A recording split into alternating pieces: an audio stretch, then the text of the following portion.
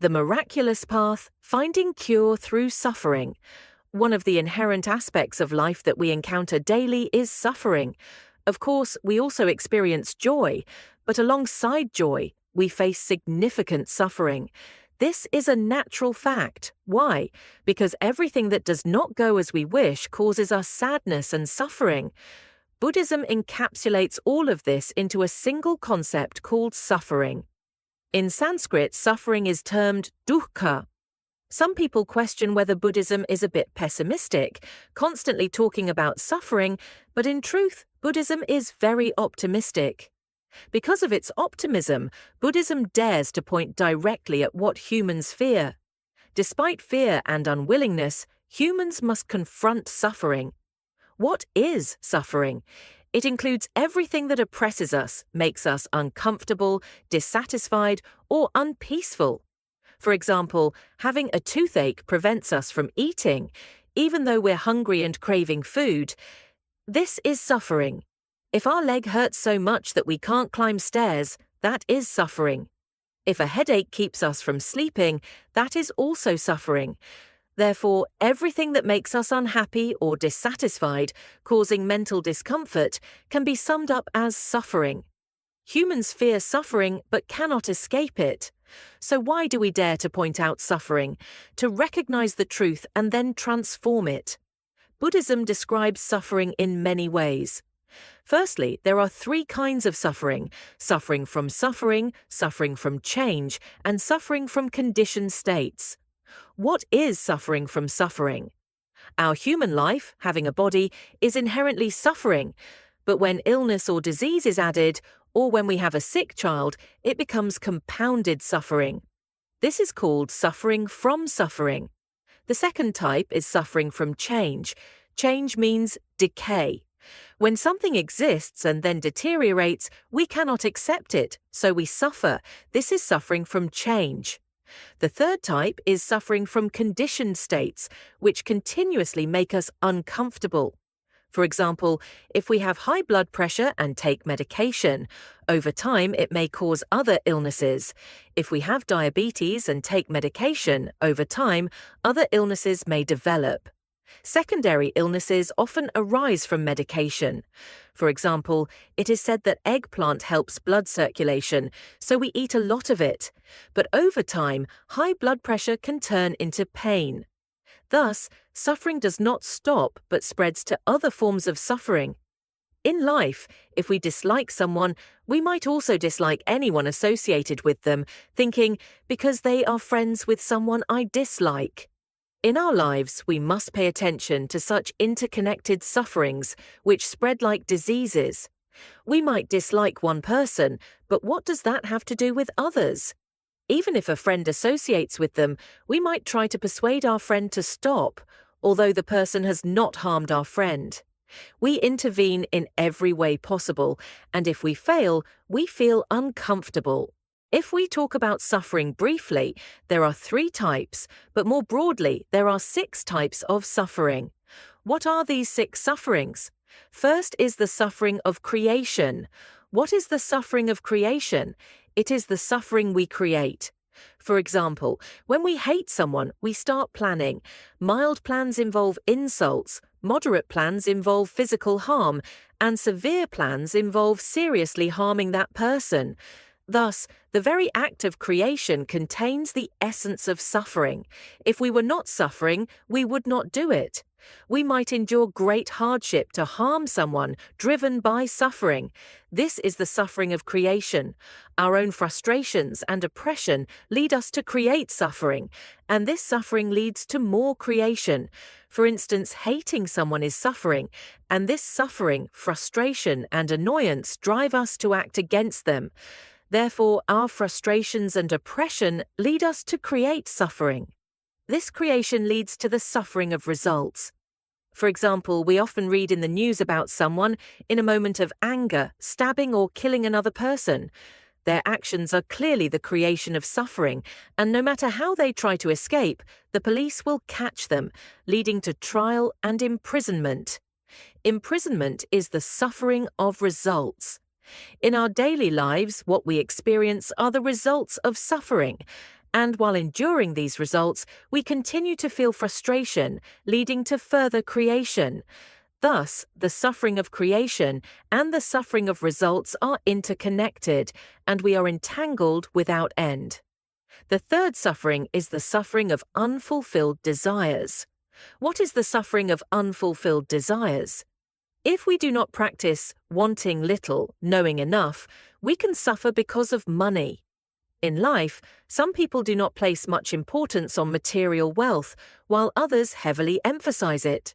They will do anything for money without hesitation. Because of money, all feelings and relationships can become meaningless. The suffering of unfulfilled desires is the suffering from not getting what we seek. For instance, if we see others with something and feel the need to have it, we become dissatisfied without it. We pursue it relentlessly, sometimes resorting to borrowing or doing anything to obtain it. This is the suffering of unfulfilled desires. The fourth suffering is the suffering of protection. Once we obtain something, what do? We must try to keep it, attachment, because losing it is unbearable. On this earth, we find it hard to avoid this suffering. Every election cycle, especially in the US, there are significant changes, though less so in Canada. For example, 4 years ago, when the US president ran for re-election against another candidate, they would accuse and smear each other to bring each other down. We use these examples to show that once involved with status or material wealth, the suffering is immense. I remember in Vietnam, when we first got color TVs, any house with one was considered wealthy. Houses with refrigerators and TVs were considered well off. Every Saturday night, when there was a traditional opera show, the whole neighborhood would gather at that house to watch. If the owner was not happy, they would close the door, and we could not watch. Protection means once we have something, we must keep it, but keeping it is very difficult. If we have simple shoes, we can leave them anywhere without worry, but if we have expensive shoes, we must keep an eye on them to avoid losing them. In Vietnam, people often carried their sandals with them to the temple for fear of theft. If left unattended, they would be taken. To avoid this, people carried their sandals with them when they went to pray. Someone sneaking around with sandals would be questioned, "Where are you going?" And they would answer, "Hiding my sandals." Thus, not having something makes us seek it, and having it makes us protect it. Sometimes new products come out that we desire, and we will hunt them down to own them, seeking recognition as the only owner in the city. This too is suffering. Here, we do not imply that this is a matter of guilt or innocence, not at all. We are saying this to recognize that in life, there are things we chase after that cause suffering, while being at peace brings no suffering. For example, if you feel hungry and go to the kitchen to see if there's something to eat, that is not suffering. But sometimes the fridge is full of food, and we still say, "Why is there nothing to eat?" Whereas a simple person is content with anything that fills their stomach. So pay attention, people who are picky about food often suffer a lot, because wherever they go, there's nothing they can eat, right? When we are simple, everything is easy. What is the fifth suffering? It is the suffering of insatiability. What is insatiability? It means not being afraid, not being bored. As long as we are not bored, we continue to pursue.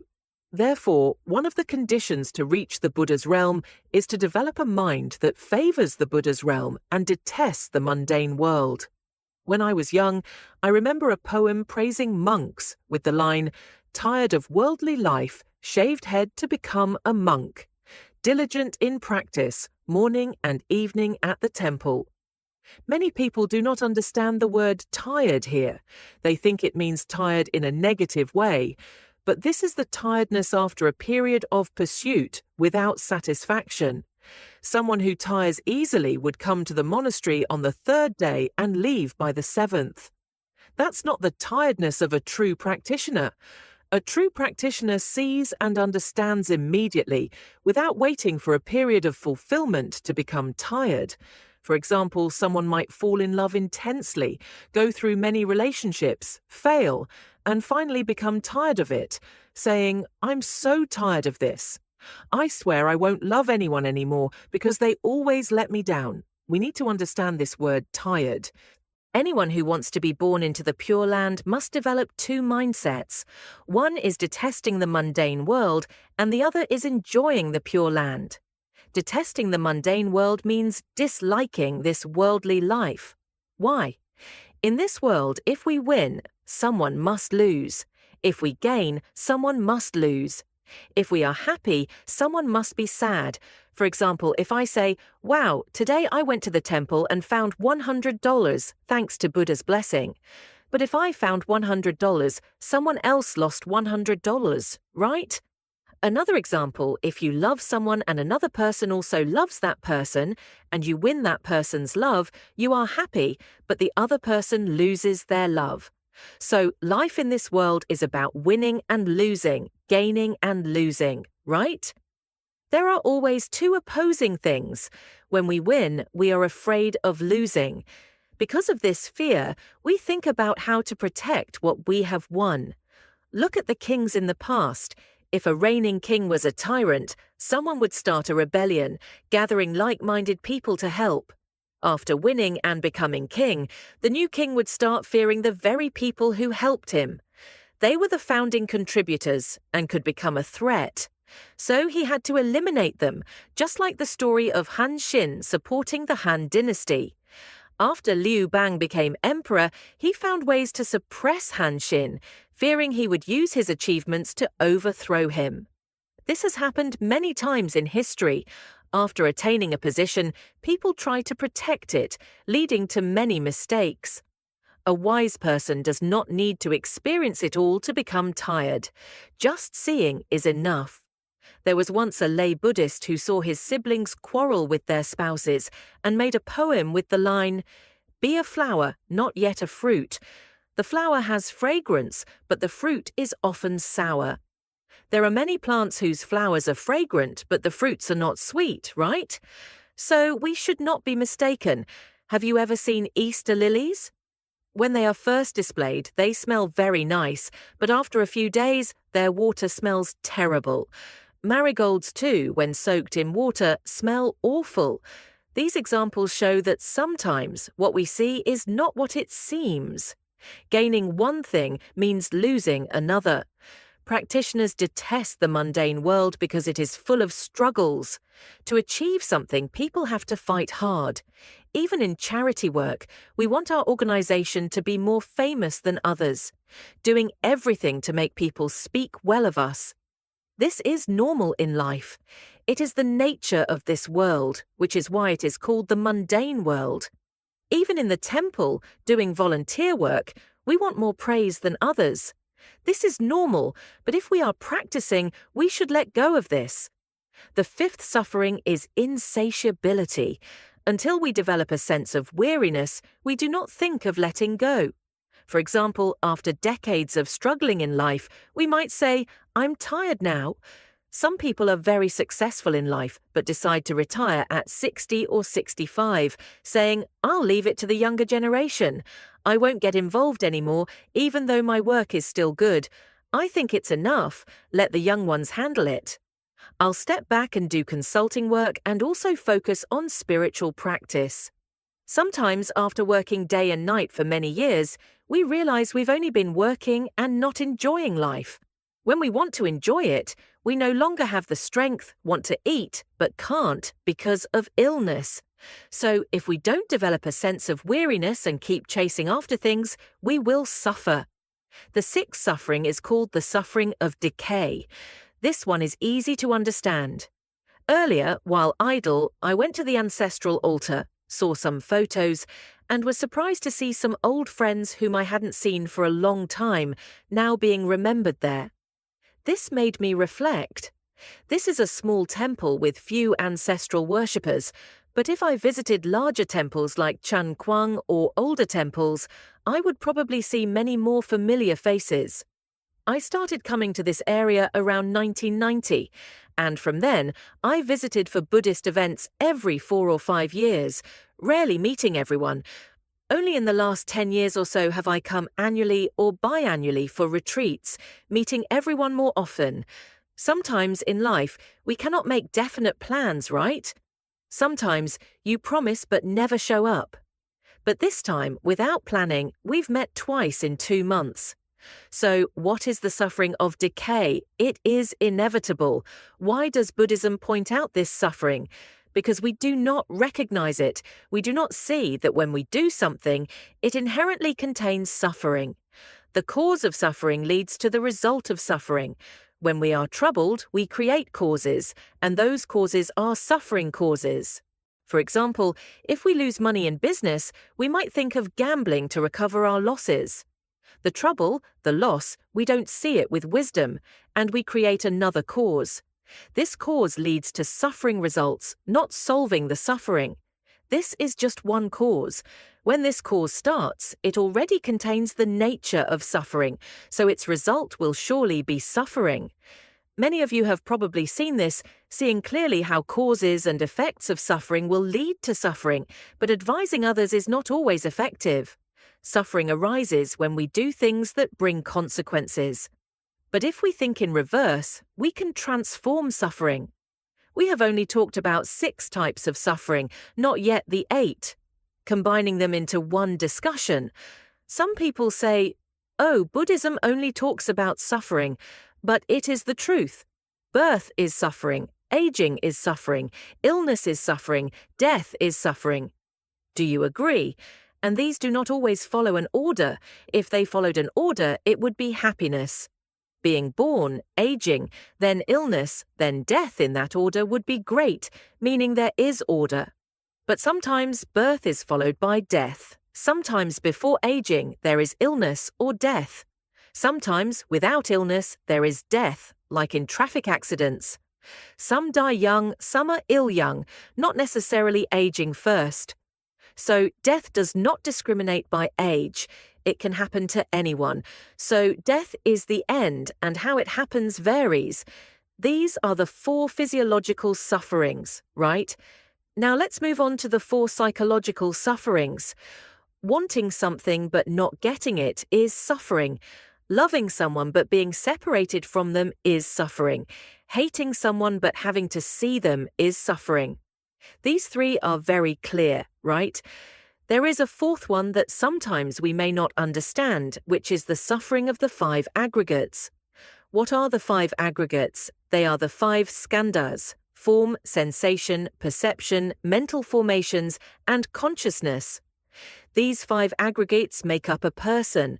Our current body is called the form aggregate. What is included in this form aggregate? Sensation. What is sensation? It is feeling, it is perception, such as back pain, leg pain, heat, cold, or emotions like love and hate. If there is a form body, there must be sensation. Besides the sensation aggregate, what else is there?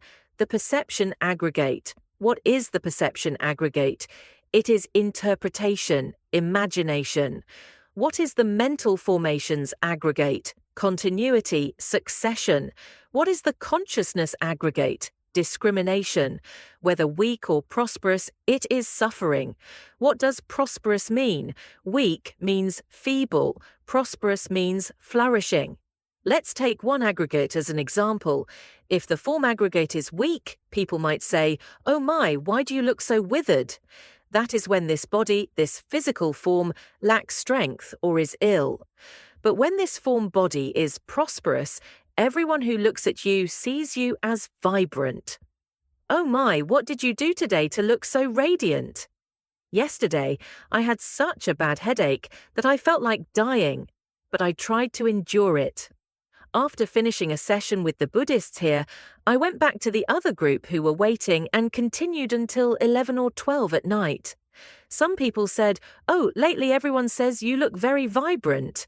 I thought to myself, how do they see that? I feel like dying from this headache. The form aggregate, which is this body, this physical appearance, if it is too prosperous, is also suffering. For example, now if we are too healthy, meaning fat, we look healthy. But who knows, being fat is also suffering. Sitting down is tiring. Going uphill is tiring. But if we are too thin, people criticize. This is the suffering of being too weak or too prosperous. We haven't even mentioned sensation. If our sensation is too prosperous, we also get tired. And we haven't even mentioned perception. Oh my, humans are very good at perception, which is why it's called imagination. Perception has no form, it's tiny, but whatever we perceive is like an elephant. So whether our perception is too strong or too weak, we suffer. For example, some people suspect everything they encounter. They suspect that everyone they meet is bad. When they doubt or think badly of others, they suffer a lot. They don't dare to interact with anyone, don't dare to talk or socialize, and over time become depressed. On the other hand, being too prosperous is also not good. If we have a child like that, we suffer all day because they always want to go out. So if the 5 aggregates are too healthy, we get tired. And if they are too weak, we also get tired. So we have briefly talked about the 3 sufferings, the 6 sufferings, and the 8 sufferings. But suffering also comes in 2 types, crude suffering and pure suffering. Now, let's take an example of pure suffering. Here, there are people who volunteer to distribute meals to the homeless every week or month. They cook so hard, then have to pack into boxes, into containers, and then carry them to distribute. Do you suffer doing all this? Yes, you do suffer. But is this suffering pure or crude? It is pure suffering. The Buddhas and Bodhisattvas work hard with us, don't they? Yes, they do. When we are healthy, we don't see them. The Bodhisattvas, especially Avalokitesvara, come to us when we are sick. When we are healthy, we don't see them. When we kneel before them, silently praying, and start to shed tears, they know it. As for Ksitigarbha Bodhisattva, he stays in hell. He is always there to rescue anyone who falls into hell. But many beings, after being saved by him, return to line up and fall back into hell. The Bodhisattvas work extremely hard with beings, but are not troubled by it. Their work is still suffering. Working hard is suffering, isn't it? But that suffering brings joy to one or many people, so it is pure suffering. But the sufferings I mentioned earlier, such as fighting for status, material things, fighting for everything, are what kind of suffering? Crude suffering.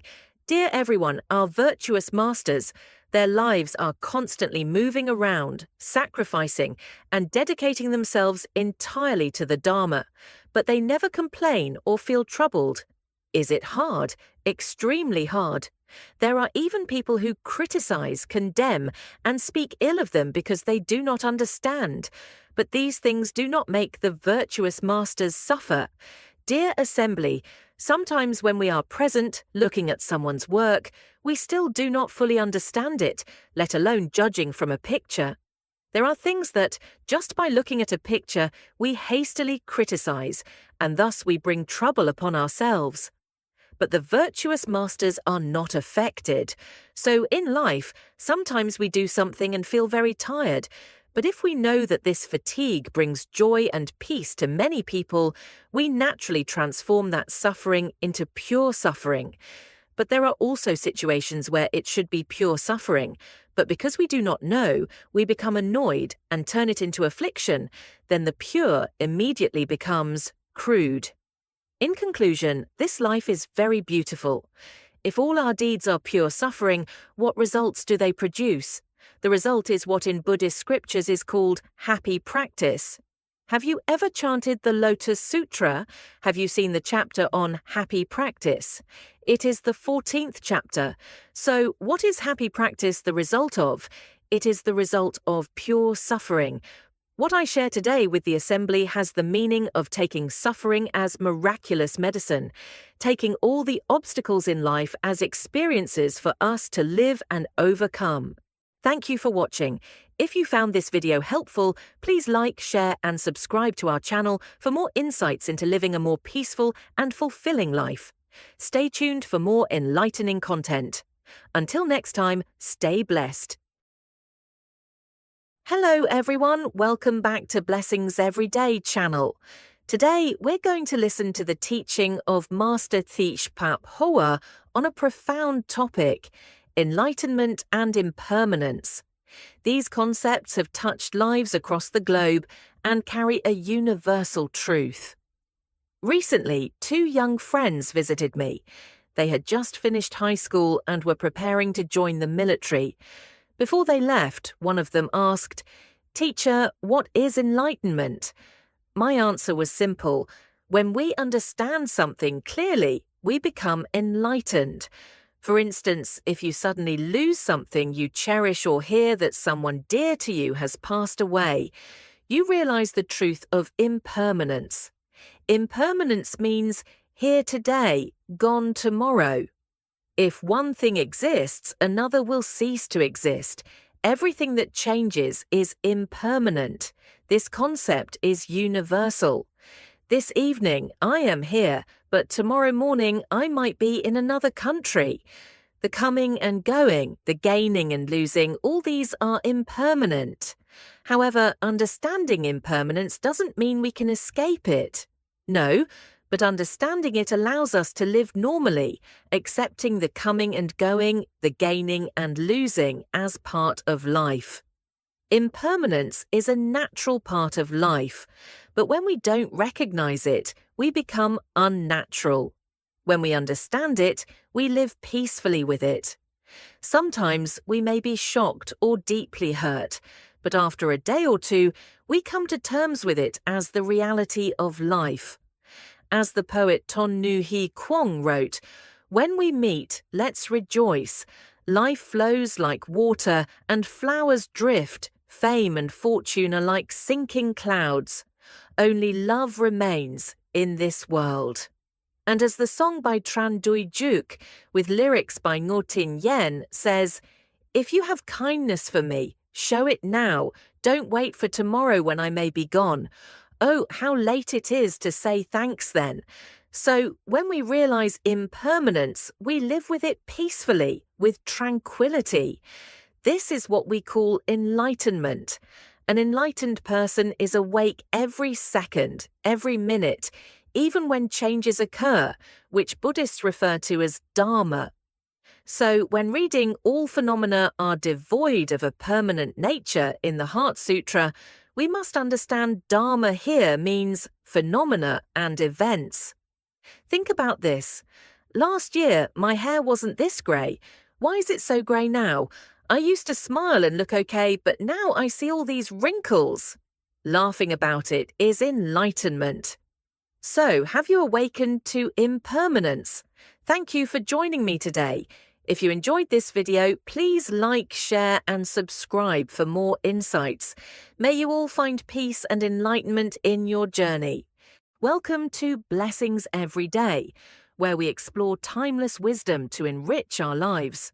Today, we delve into a profound principle that transcends cultures and religions: cause, conditions, and effect. Even if you're not a Buddhist, the concept of cause and effect is something that resonates with everyone.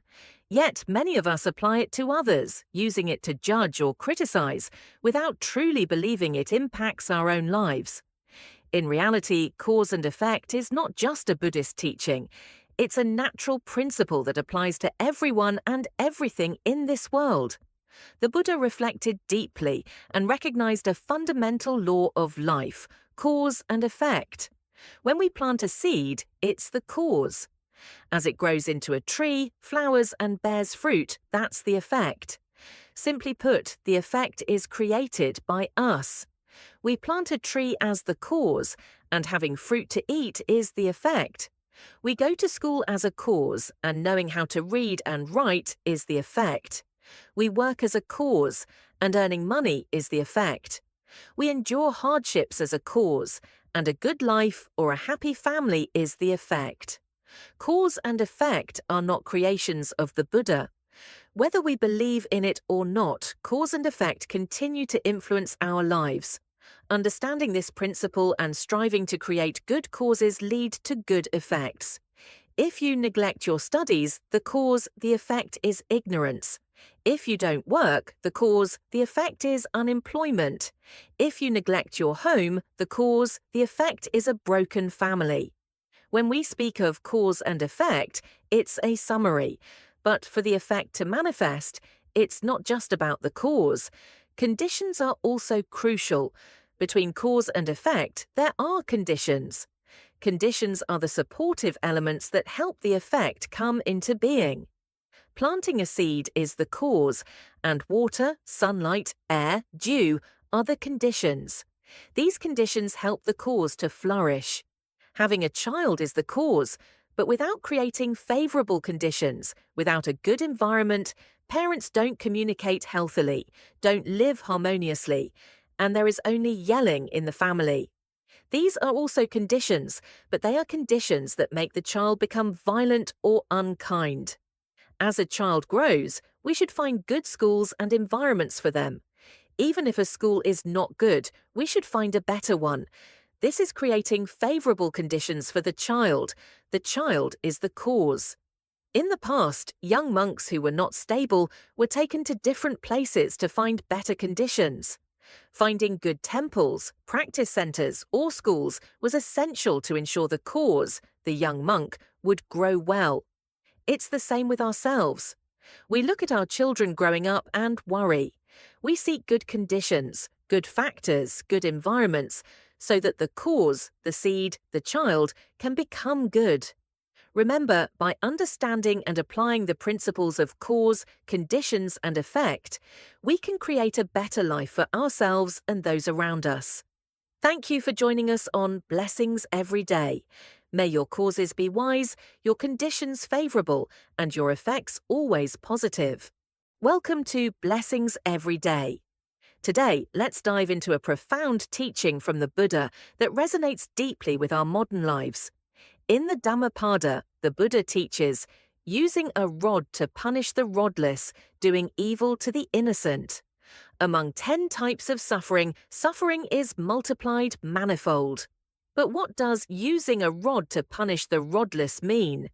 It means harming someone who cannot defend themselves, symbolizing doing evil to the innocent. Imagine hurting someone who has done no harm. They remain silent, yet we insult and provoke them.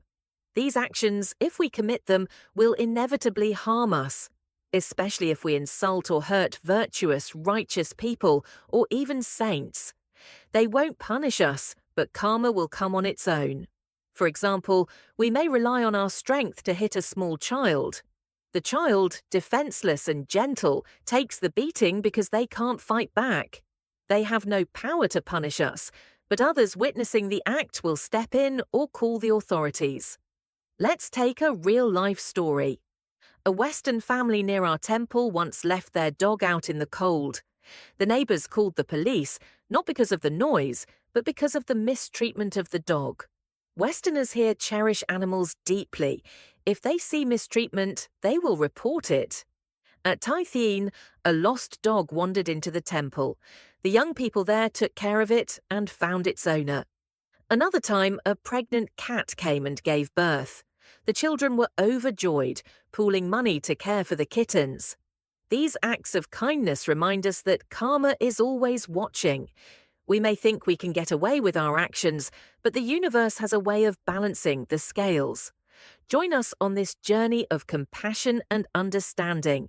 Like, subscribe, and share Blessings Every Day to spread the message of kindness and karma.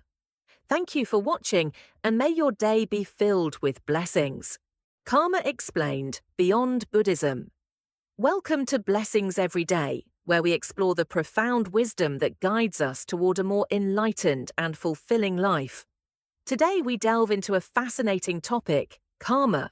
You might have heard of karma, karmic retribution, and the law of cause and effect. But what does it really mean? And does it affect only those who believe in Buddhism? For example, if we follow Buddhism, we hear about karma, karmic retribution, cause and effect.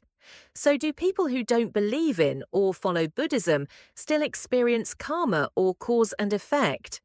Cause and effect are not created by the Buddha. Karmic retribution is also not created by the Buddha. The Buddha didn't create anything. Cause and effect are a reality in this world. But because we live without seeing the truth of cause and effect, The Buddha is the one who pointed it out for us to see. If we fear bad outcomes, we just need to change. No need to debate whether it's Buddhist or not. For example, a person, regardless of their religion, if they go out and hit someone or steal, will they be arrested by the police? If they harm someone, will they go to jail? Now, if a Buddhist, despite being very devout, in a moment of anger, takes a knife and kills someone, can we say, this person is Buddhist, exempt from cause and effect? No matter what religion they follow, if they do bad deeds, they will face bad consequences. If they do good deeds, they will receive good outcomes. Cause and effect is a common law, not exclusive to any religion. Therefore, even someone who doesn't believe in Buddha, doesn't follow any religion but lives virtuously, will enjoy good results. What is a cause? It is what we do. And what is an effect? It is what we enjoy or receive. And the condition between cause and effect is called the condition. What is a condition? It is the factors that help the cause to produce an effect. For example, if we are angry with someone and tell others about it, they may stir things up more. See, now you understand? I told you, but you didn't believe. That person is worthless. This increases our anger. Why? Because we add to the condition. The condition here is what we create to increase that anger. Therefore, we become more angry, and this can lead to the effect of hitting that person. But if when we start to feel anger, someone advises us, let it go, they're just a kid, they're young, don't get mad at them. If that person says things that calm us down, the angry cause does not grow. Thus, an effect is the result of a cause. But between cause and effect, there is the condition.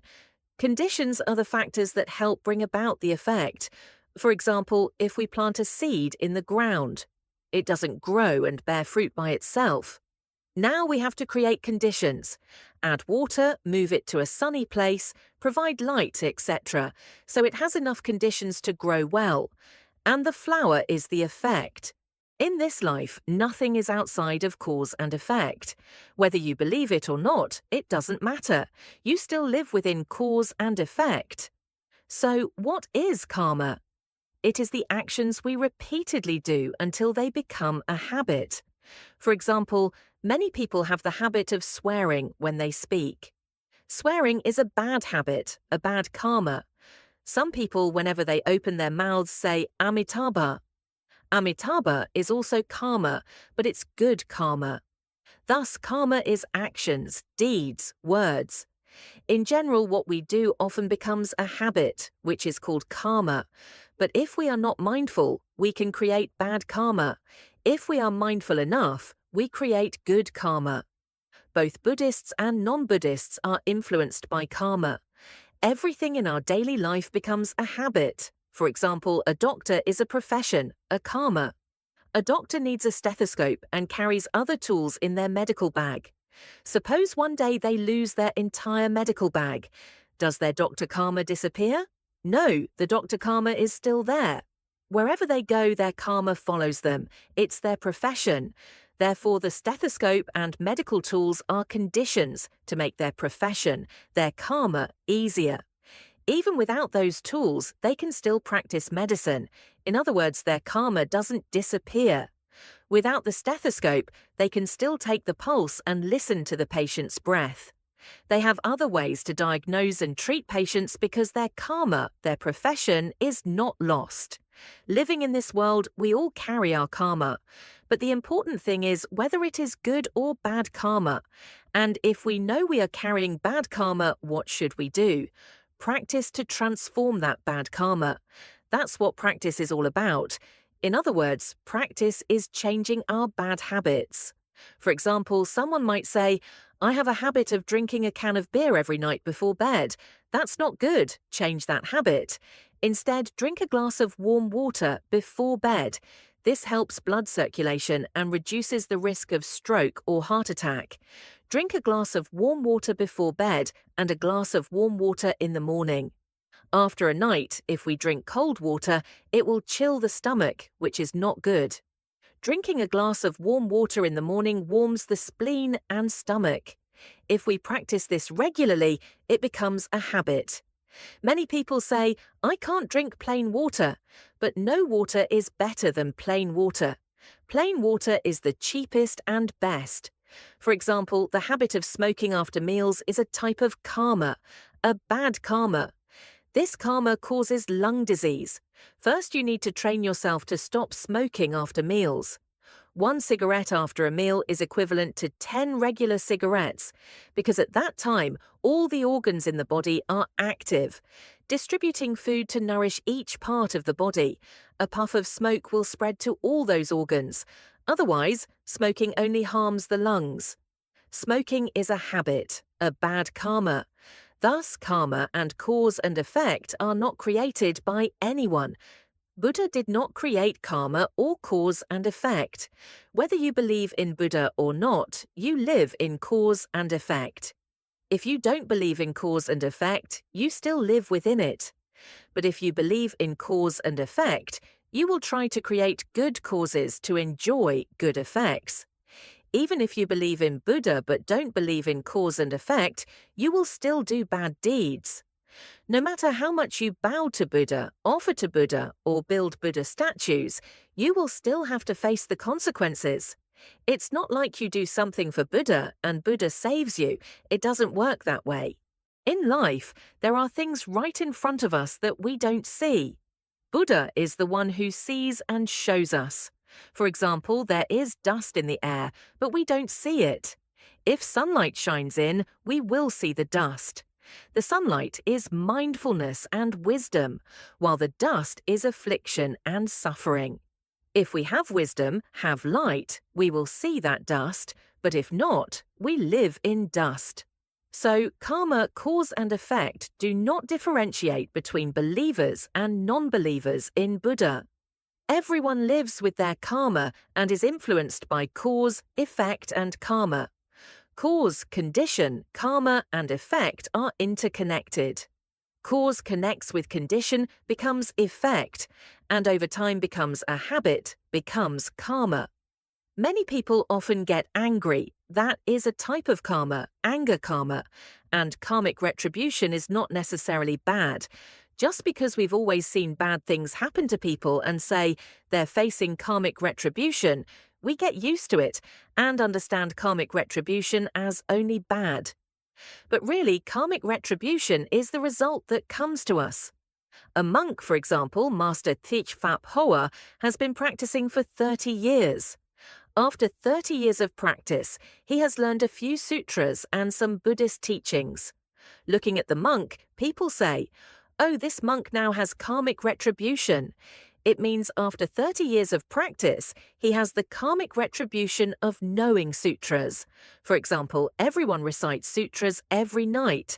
The karmic retribution of reciting sutras is understanding the sutras, remembering the sutras, and even transforming one's afflictions. Thus, we have always understood karmic retribution one way. Whenever we talk about something negative, we use the term karmic retribution, so we misunderstand.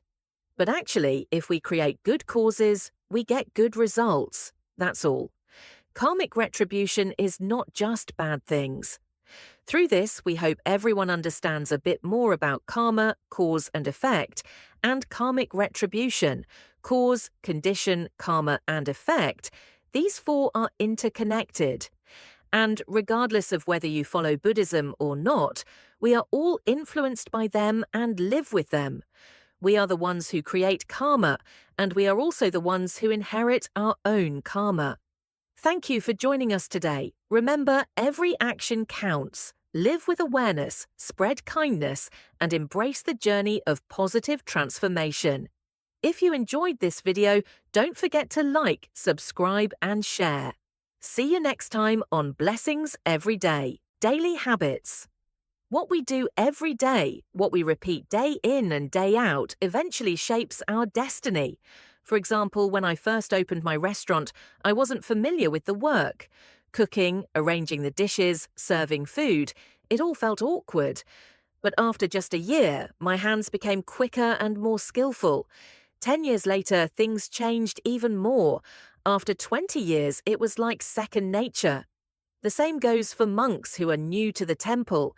In the first few months, they aren't used to striking the bell or the wooden fish during ceremonies, but with daily practice, multiple times a day, and taking turns after just 1 year, they master it. Eventually, they become so proficient that no matter how long the chant, they can keep up with ease. This is karma, good karma. Karma comes in 2 forms, positive and negative. For instance, if you cultivate a good habit, like answering the phone politely, "Hello, may I ask who's calling?" This is also karma, but good karma. On the other hand, if you answer abruptly, "Who's this? What do you want?" That's also karma, but it's negative karma. The way you speak, the way you walk, whether rough or gentle, these are all habits. Good habits form positive karma, while bad habits create negative karma. So each of us must create our own good karma. We should remember that in this life, there's no higher power that bestows blessings or misfortunes upon us. Everything depends on how we live, and how we live is our karma. Life circumstances. Everyone has different lifestyles and living conditions. Depending on each person's karma and destiny, we find ourselves in different situations. Finding ourselves in these situations doesn't mean someone pushed us into them. It's because we choose to live that way. We attract those circumstances. For example, some people, due to their karma, live in poverty and difficult, dirty conditions. Yet there are others who live in comfort with well-equipped homes, but have a bad habit. They live in a mess. They have plenty of water, but don't like to keep things clean. They prefer chaos. They have a shelf, but leave their shoes all over the floor. They have a mop, but the floor near the entrance is always muddy. They have a coat rack, but never hang their clothes up. They throw them everywhere. People who like cleanliness are very frustrated by such things. About 10 years ago, I played the role of a judge in a dispute between a Western couple. Both were my meditation students. The husband was so messy that his wife, who complained to the assembly here, wanted a divorce just because of this. He would stand in one spot, change his clothes for work, and then leave, without putting the dirty clothes in the basket right next to him. Meaning he'd drop his pants and walk out, leaving them there. His wife would see this, pick up the dirty pants, and put them in the basket. At first she thought, well, we're newly married, I'll just deal with it and maybe he'll change. She tried to endure it, but in the end she couldn't. And it wasn't just about the clothes. After drinking a glass of milk, he'd leave the glass there, even though the sink was right next to him. He couldn't even put the glass in the sink. He would leave a mess everywhere, from inside to outside, left to right. The snow shovel was never in its place after he used it. Every time he shoveled snow, it would end up in a different spot, so his wife would spend a lot of time looking for it. They had just 2 people in the house, with a small child, but she had to look after both the child and her husband. That's all it took. You see, don't you? Not everyone finds themselves in a good situation. Some people are so poor and desperate that their homes are messy. That's their karma, understandable. But many people live in a good environment, yet don't make use of it. Sometimes circumstances allow, but we don't take advantage of it. We might have a peaceful family, but we aren't happy. When life gets too comfortable, people often develop bad habits and start thinking about nonsense. Why, when you have good circumstances, don't you enjoy them? Why have blessings but not know how to use them? So why not live differently? Why not embrace the good karma you can create every day? Remember, there's no higher power deciding your fate. It's all in how you live, the habits you form, and the karma you build. This is your life. Shape it wisely. Thank you for watching.